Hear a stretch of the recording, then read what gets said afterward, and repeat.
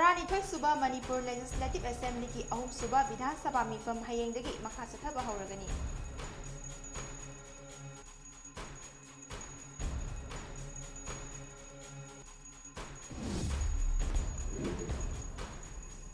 Raj Bhavan Imphal ki officers amasung staff singna Governor La Ganesan ki farewell pikre.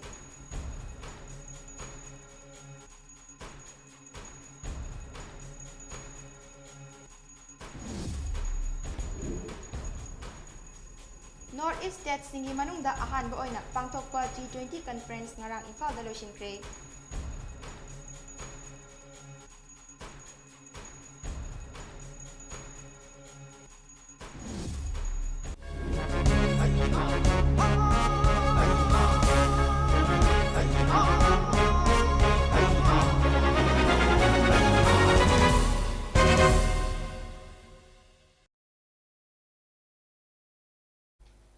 Mami TV News Update meeting tabiriba pumna pukhurum zari. Hojik paw sandok na pizari.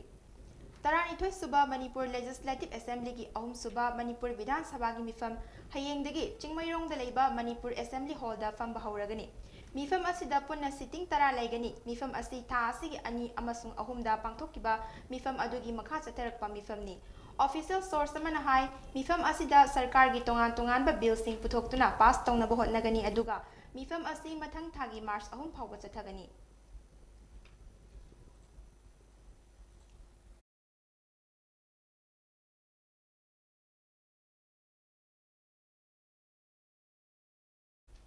Raj Bhavan ki officers amasung staff singna Nagaland ki governor oina chatkhigadauraba hanagi Manipur ki governor La Ganesan farewell pikre. Official oiba sending off ceremony aduda Manipur ki governor oiramba La Ganesan na Raj Bhavan ki officers sing amasung staff sing amamamtang unaduna officer amasung staff sing mangonda support tawduna cooperation pirakhibagidamak thagatpa phongdoki hairi. Tungda Governor La Ganesan na Manipur Rifles amasung Indian Reserve Battalion na piba Guard of Honor sing inspection tawki. Thoram aduda Chief Minister N. Biren Singha amasung State PICD Minister L. Susindro Mitay susaruk yaduna Governor La Ganesan gi tungi thabak thoram sing maipak na pangthokpa ngamba oirasanu haina wispiki. Manipur gi Director General of Police P. Dongal amasung IGAR South ki Major General Ranjan Sarwatsu Singh of ceremony aduda saruk yaki. Governor La Ganesan gi Nagaland tamna chatkiba khongchut aduda Kangpokpi District ki Site 2 Gamphazol Subdivision Headquarter Deputy Commissioner Kangpokpi Kengu Juringla Superintendent of Police Kangpokpi TS Bikramjit Singh amasung atay district level officer amadi staff singna taram oki. Tungda Governor La Ganesan na Senapati District ki Mau Police Station tasu Deputy Commissioner Senapati District Mahesh Hiralal Chaudhuri amasung SP Senapati District Karthik Maladina taram okpagi thoram ama pangthoki. Ningsing bayay La Ganesan Englising ani kun mathoigi August kun taretagi hoduna Manipur gi Governor oina thawpuduna lakhipani aduga Englising ani kunithoigi July 19 dagi chahi asigi November 13 fawba additional oina West Bengal gi Governor oina thawpuduna lakhibani. Handakta mahak asi Nagaland gi Governor oina khankhibani.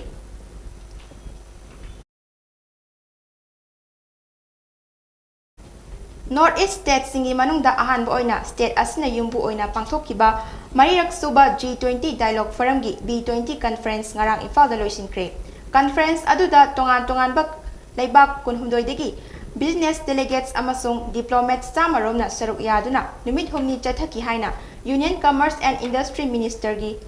statement amana hairi.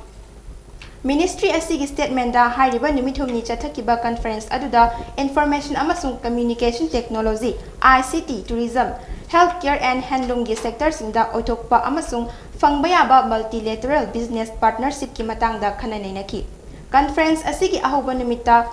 plenary session pangthoktuna G20 gi representative amasung atay country singdagi lakpa delegates singna wangangki. Conference asigi nini chanba numita Manipur gi itihas ka sagonariba Southeast Asia da khwaidagi chawba freshwater lake Loktak Pat INA complex Moirang Khunok da leiba sanga ethnic park na chingba tourist spot sing excursion oina chatuna yengki. Aduga conference asigi aroiba humni chanba numita foreign delegates singna Prithibi gi amata ngairba nupi ngaktana famba khwairamban ima kaithel sing amasung historic Kangla Fort ta chatuna yengki hairi. Imphal-da handak pangthokkiba event asi North East State singi manungda India gi G20 presidency ni aduga North East da anirak subu oina event asi Mizoram gi Aizawl da B20 conference asi March amadagi ahum fawba pangthokani masigi matung Sikkim gi Gangtok ta March 15 dagi 18 aduga mari suba conference na Nagaland gi Kohima da April 3 dagi 3 fawba pangthokani haina ministry gi statement asina hairi Statement asina hai events sing asi North East da leiriba potential sing global investors sing da uthokna ba pandam da sinbani aduga North East state sing da industry sector sing da multilateral business partnership ki kudongchaba pihanna ba sinbani hairi Business 20 natraga B20 asi group amani masida group of 20 haibadi G20 forum gi private sector singna represent tawri Masigi organization asina business community singi platform semduna G20 da yauhan bani aduga malam gi sedmilon amasung chawkhat tharang gi thabuk sing khumang chawsinaba policies singi recommendation offer tohan bani hairi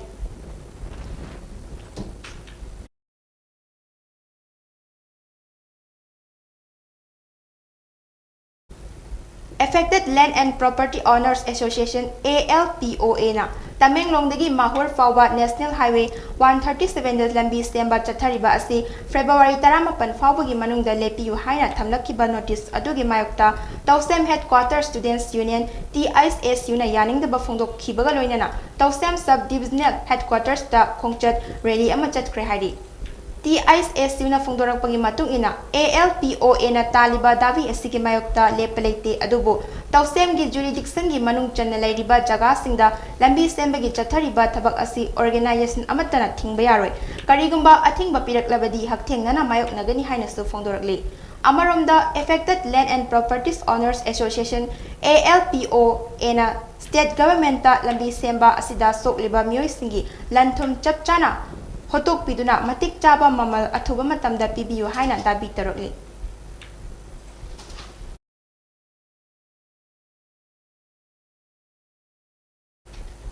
Haukiba Nomaizing Nimita United Youth Club UYC Khangabuki mifam amada club asigi anoba miyoi sing hapkibaga loinana club asina makatana government chathariba War on Drugs 2.0 busu sawatkani haina phongdorakli Club asigi nauna hapkiba secretary Laisram Mangalna Club asina Raja Ram Mohan Roy Library Foundation asigi fibam phagat hanbasu hotnagani amadi environment asibu kannaba upambi thabagi thabak kaya su satharagani haina phongdorakli Makatana afaba sanara kaya puthokpa ngamnaba club asina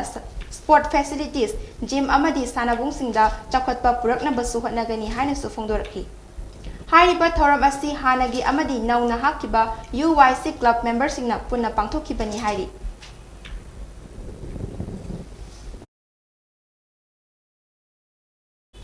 Makata bada sanabagi pau pizari The Paradise United Mentor Association PUMA na sinduna Marirak Suba State Level 9 Men A-Side Open and Under 13 Mini Boys Football Tournament Inglising ani kunhumdoi hodokpagi thoram ama Imphal East ki Khawaisoy 7MR Men Get manakta pangthokre PUMA gi President Muhammad Khalik Saha Tamenglong District ki SDC Muhammad Abdul Majid 100 Flower Higher Secondary School gi Principal Muhammad Javir Rahman Amadi Social Worker Muhammad Samir Saha Elias Amu yauna tongan ba masak naiba miyoi kayana President member oina saruk yakiba thoram adugi saruk am oina Komidok Karong Maktab ki mahairoi singna hai singba performance kaya utki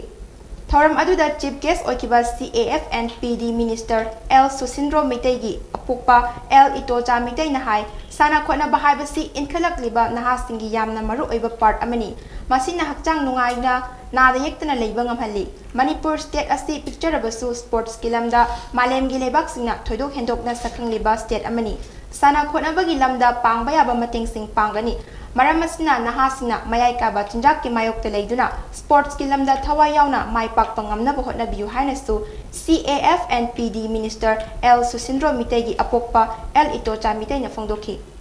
Akoi ground leitabasi matang de engasi thamoi songna nuaite labukta akoi gi sanaba haibasina di akoi matam nusa saba matam khatadani sanaba phangdorise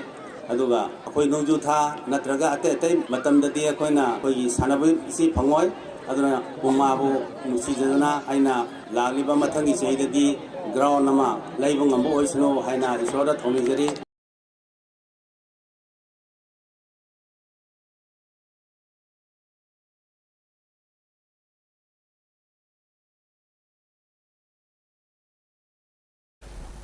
Amukugi mityeng makhada Kakching District United Clubs Organization KADUCO na sinjaduna nimit 13 ni chathagadaba sanaroi singi nimit ka mari lenana Kakching District Kang Tournament Wabagai Awang Community Hall dangasi mangani chanba asida athoiba mitunglen oina Mayeng Bam Bhuvaneswar Advisor KADUCO Maibam Nabachandra President BJP Wabagai Mandal Mayeng Bam Tikendrajit Assistant Audit Officer AZ Manipur amasung Jumnam Joy Lecturer Moirang College na President Chief Guest amadi Guest of Honor oiki ngasi sanakiba team Maramba Hyanglam versus Bagapeti Wabagai ni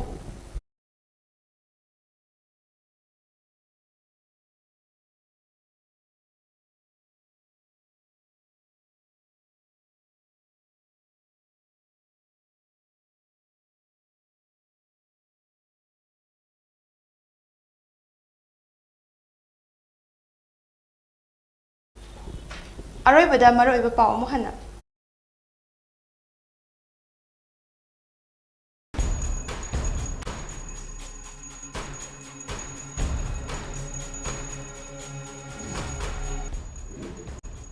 Taranithoi suba Manipur Legislative Assembly gi ahum suba Bidhan Sabha mifam hayengdagi makha chathaba hauragani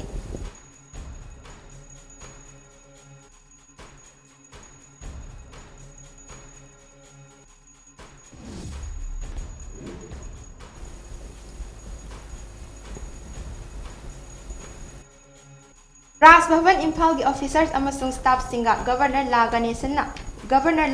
gi farewell pikre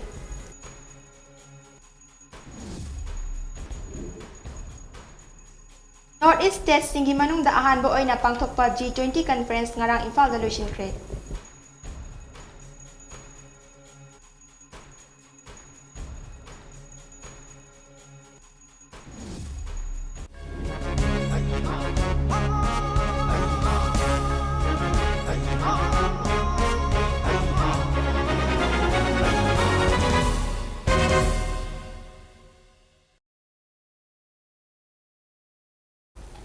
Matang asida hawsik ayuki update people loisinjari amuka na khunjari